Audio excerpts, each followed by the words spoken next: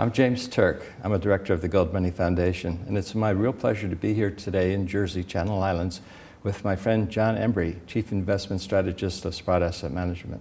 John, it's a pleasure to see you here, and I really appreciate you taking the time out to meet with us. Well, it's wonderful to see you again, James. I'm looking forward to our conversation.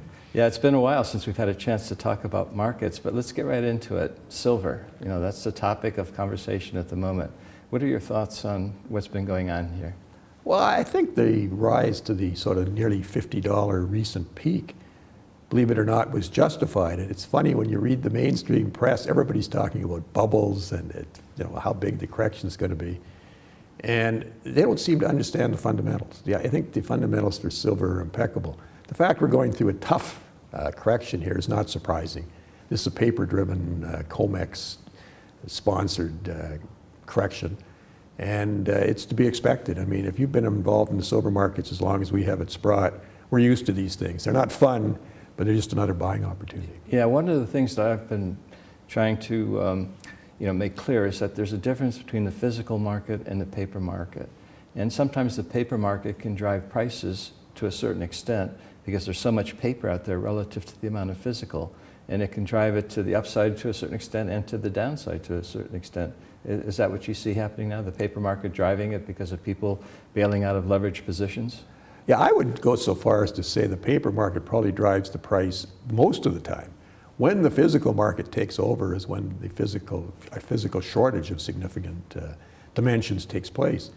And what's going on right now is very clearly there's massive short positions in the paper market. These positions are being protected. And in the short run, they have a lot of power. They can move the market a long way, as we've seen. We've seen a 20% plus correction from the highs, a week ago? Yeah. But this is not atypical, and I don't think people should be deeply concerned about it. They should be actually thankful if they don't own silver because they're getting another opportunity to buy some. Yeah, one of the things I've been recommending is the continuing accumulation, month in, month out.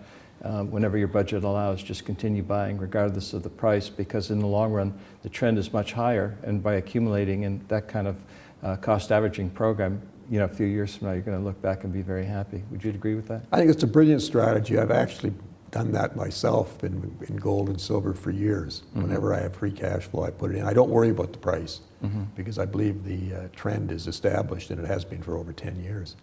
And it's certainly what people can't grasp, all these talking about bubbles, is we're in the early stages of a massive move in the precious metals. And what we've seen to date is actually quite restrained and orderly. It will become disorderly on the upside. Yeah.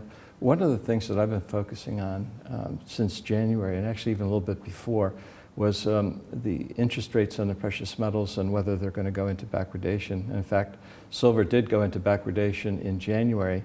And if you look at the spot price relative to the December 2015 price on silver, we've been in backwardation ever since then. Have you ever seen anything like that before? No, I haven't. And I think what it is indicative of is what we were mentioning briefly before, and this is the physical shortage. I mean, there's a massive amounts of paper silver out there. But because of the mounting physical shortage, people are having to pay up for the physical. And that's creating this distortion in the paper market where you've got backwardation. I think it's an extremely bullish signal going forward. It's also an indication that the ARBs, the arbitrageurs, don't have the silver to actually borrow to sell spot and buy back in the future. Absolutely, and that just is another manifestation of the physical shortage. Which is also obviously another bullish indication about the silver market as well. Absolutely.